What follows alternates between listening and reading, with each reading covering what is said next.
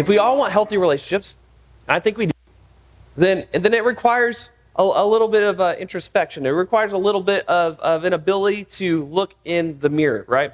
Oftentimes, it's really easy to look at other people, to see what they're doing. Like we look at other people with a magnifying glass to figure out what they're doing or what they can offer me. But really, more than that, we probably need a mirror, right? We all want healthy relationships, and even if we're not dating right now or interested in it right now, we will be at some point. And like I said, this applies to all relationships. And so if we want a good dating relationship, the best way to practice that is to practice good friendship, to practice good relationships with your family, to practice good relationships with your acquaintances and classmates at school, with your team members, right? To get to the point where you can elevate the other person above yourself and to treat other people better than you think of yourself, then you have to practice that in other relationships too. So if you want to know if you'd be good at dating or relationships, just think, am I a good friend? What do my friends say about me, right? What does my family say about me? Those are going to be good indicators for you, because this is a truth for all relationships. So how can we make sure that we're focusing on the right things when it comes to our relationships? And that's the question that we hope to answer today. So to do that, we're going to talk through one of the most famous passages of Scripture that was written by Paul to the church in Corinth, right? And Paul's writing to all these churches. He's reminding them of what their faith in Jesus means. And he goes to answer this question that I think all of us have, right? When it comes to the way that we handle our relationships, and when it comes to how we're supposed to handle our relationships, we often ask this question. What is love? Baby, don't hurt me. Don't hurt me no more. Who knows the song? Baby, don't hurt me. Not as many of you as I thought. Okay, a lot of you. Okay. Well, that's a classic. Go look it up later. So I used to have that as a ringtone on my phone when I was your age. So fun little fact. All right. But we all want to know what love is. How do we have a love that most accurately reflects like a biblical version of love rather than the world's version of love? And Paul gets right to the bottom of this. He says this in 1 Corinthians chapter 13. He says this: love is patient. Love is kind. It is not jealous or boastful or proud or rude. It does not demand its own way. It is not irritable, and it keeps no record of being wrong. It does not rejoice about injustice, but rejoices whenever the truth wins out. Love never gives up, never loses, never loses faith, is always hopeful, and endures through every circumstance. Now, some of those things might be easier than others, right? There's the it's not boastful or proud or rude. Maybe some of you are like, well, I'm not very prideful or rude, right? But then it says it keeps no record of being wrong. And then some of you are like, oh, wait, no, I'm bad at that. When I was your age, I was very good at keeping a record of wrong, because I had a strong sense of justice. I want people to get what they deserve. In order for them to get what they deserve, I have to keep track of all the things that they've done wrong. And I was really good at that. And I had to kind of untrain my mind to do that and just live out of more grace, the same grace that Jesus showed me. And so Paul lines out exactly what it looks like. If you want to have a good friendships, a good family life, a good dating relationship someday, you have to understand what love is, and it's not what this world defines it as, right? Love, in the way that Jesus loved, is self-sacrifice. It is living by the fruit of the Spirit. That is what love is. And he lists all those things. And most of us, like we mentioned earlier, we want the other person to be patient. We want the other person to be kind. We want the other person to have all these qualities. And don't get me wrong, that's really good. You should expect that of other people. But not at the expense of learning those things ourselves, right? It's not bad to want other people, but a better question is, am I patient or am I kind? Do I exhibit these qualities that Paul talks about in 1 Corinthians 13? Because if I don't, how can I expect somebody else to? And this is so easy for us to miss, but all it takes is a mirror or asking your friends. Sometimes our friends are the best mirror. So when it comes to your relationships, I want you to talk through these questions on the screen here, and I'll give you a couple minutes to do that. Go.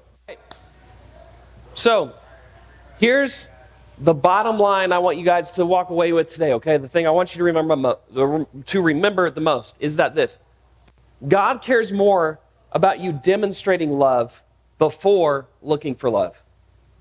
If we can learn to demonstrate love before looking for love, a lot of us, we look for love as a way to solve our own issues, to fill something in our own heart. We look for love to fill a void, but we don't demonstrate it first. Most of us expect once we find the perfect person, the perfect relationship, the perfect friendship, the perfect family, then we'll be able to show love better. I was listening to Danny's sermon this morning. He's preaching today. He was downstairs at the 8 o'clock service. And he grew up with a terrible home life. He actually figured out, he was adopted, but I'll let you listen to his story, and because he really tells it much better than I'll be able to recap even just now. But he grew up in such a way where he would have every excuse to not be able to demonstrate love in his life, where he expected other people to love him and put his needs first before he demonstrated love for everybody else. But you look at Danny today, and you would not even be able to recognize him. It reminds me a lot of Paul. The Paul of the New Testament is nothing like the Paul before he encounters Jesus. And all that to say is nobody is immune. Nobody has an excuse. All of us, regardless of our backgrounds, where we come from, have this ability to allow God to transform our minds and our hearts so that we can demonstrate love before looking for it ourselves. And it's incredibly satisfying, fulfilling, and hard work and difficult, but absolutely worth it. If we look for love first, what we're doing is we're trying to take a shortcut, and it's not actually going to solve our problems. So demonstrate love before looking for love, right? And so in order to do this well, one, I want you to identify red flags. Looking for red flags. Be able to identify them in yourself before trying to identify them in other people. Because it's really easy to look around with our magnifying glasses and see where everybody else has got it wrong.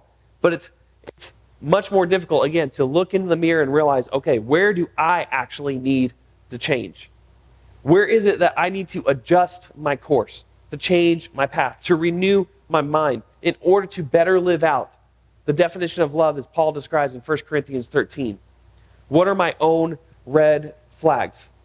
And so in order to do this, we're going to turn to our groups. After each one of these points, I'm going to have you just have like maybe a minute or two to discuss. For this one, which 2 or 3 characteristics on Paul's list do you struggle with the most in your own life? Feel free to have somebody look that verse up in their Bibles, 1 Corinthians 13, 4 through 7. Look through that list, and which 2 or 3 characteristics on Paul's list do you most struggle with in your own life? Try to give enough time for everybody else to share, all right, and go. All right, so first was noticing the red flags. Secondly, I want you to focus on the quality, okay? When it comes to respect, quality is better than quantity sometimes, right? You just listed 2 or 3 of those from your list that you probably struggle with the most.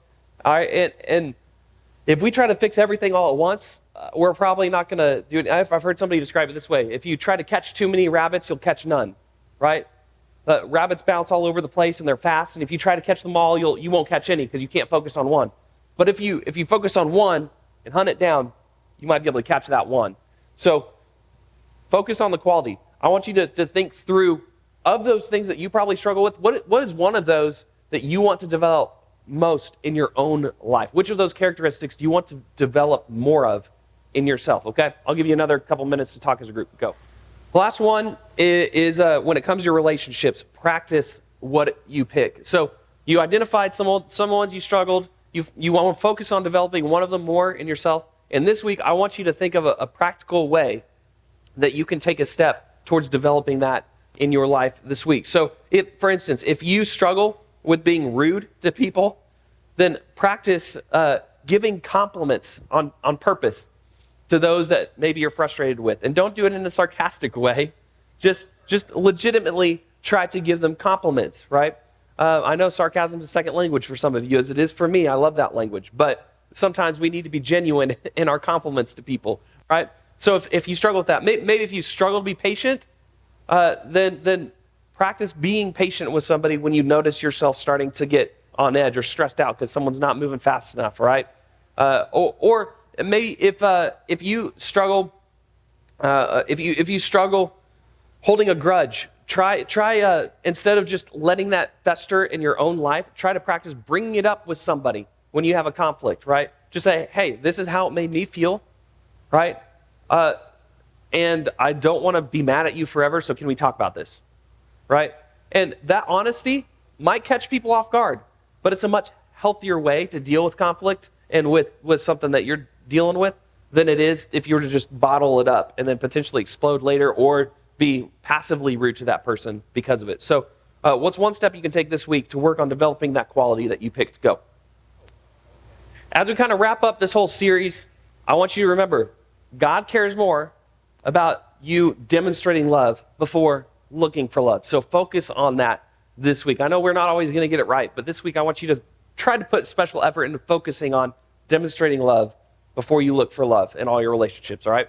This will help you out tremendously in all of your relationships. It'll make you a more rounded person and a more devoted follower to Jesus who's just honestly less hypocritical. Because we hate running into hypocritical Christians who claim Jesus but act the opposite with their words and actions. So focus on that this week.